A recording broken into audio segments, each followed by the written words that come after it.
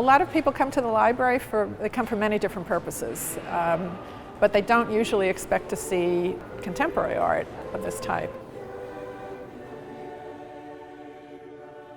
This is a beautiful building and it has lovely bones and great architecture, but then now you marry that with a beautiful art form and all of a sudden gray walls become very vivid and people begin exploring the building very differently now. As soon as you walk through the door, there is a magnificent presentation of contemporary Fraktur, if you will, and the beautiful piece right in the middle, and all of a sudden you just think, oh, what on earth is happening here?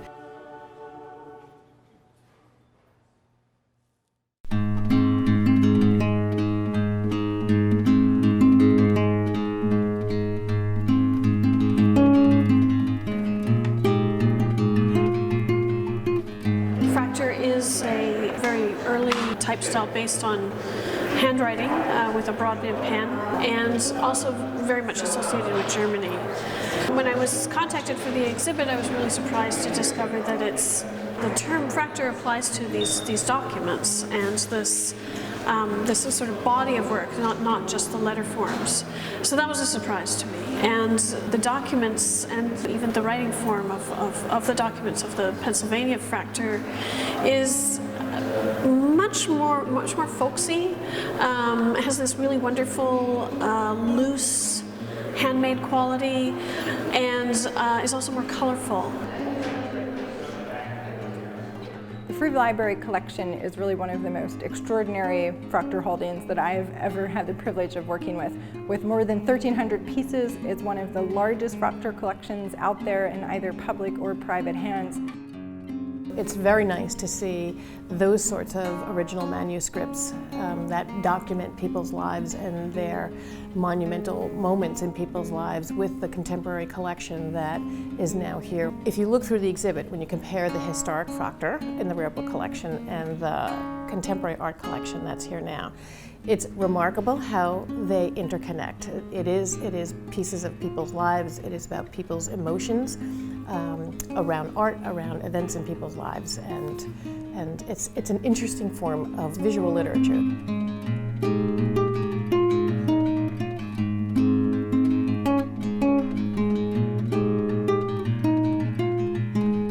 I'm very interested in the crossovers between different disciplines, between different art forms. So here you have artists who are trained in visual art, but using text which relates to material in the library. Text became a dominant part of my work about 10 years ago, but I had a love of language at an early age. There was a time when I was making abstract art or paintings, and then I started to write notes about the work, and then those notes in themselves became works of art. Language is always how I enter into the work or proceed further. Elements of Fraktur, the design, the colors, the text, were all things that I found affinities with. And once I started looking at it, it was stuff that I felt was of a similar approach or sensibility of the ways I think about my own work. And so it was very exciting to learn more about it and to be in an exhibition with it. The relationship between an image and a written text is absolutely fundamental, almost in human psychology. You know, from a newspaper image to the text that's underneath it. Somehow it's a proof of what's going on, and I think what's written in the text. And I think Fraktur is an example of that. You've got the joyousness of life with these birds and plants and ships and all the activity that's going on, and then you've got the joyousness of the commemoration of the birth or the sadness of the death or the marriage.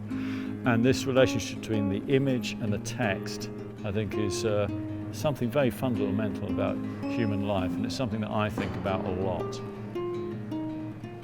Everybody knows what the purpose of the Fraktur is. You know, it's a document, a celebration of a rite of passage. And we all know the person designing it, the artist, the people who are the subject of that. We all know who we are and what our relationship to it is. And actually that's quite a unique and distinctive thing within art. And so I like that within my own art. I try and make it straightforward. I work a lot with slogans, so they talk directly to people.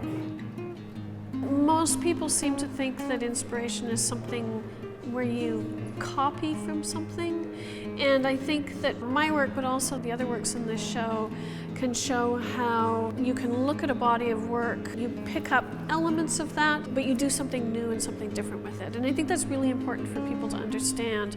You have to bring it forward, you have to make something new and different and your own out of it.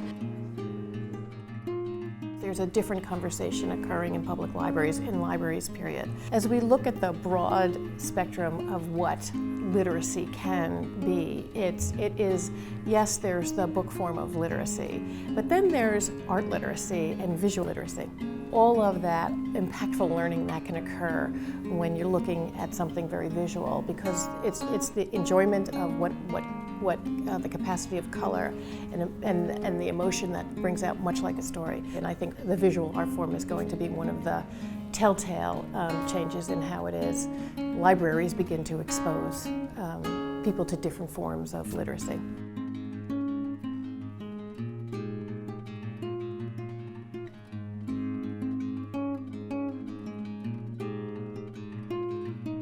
There's another piece in the show which is a speech by Picasso, and he says just this, he says, he stands for life against death, art against war. So these kinds of themes of what creativity is about, what study is about, what reading is about, what making art is about, what the Fraktur is about, which is a huge celebration of what it means to be a human being. Those things are, I just really think they're important.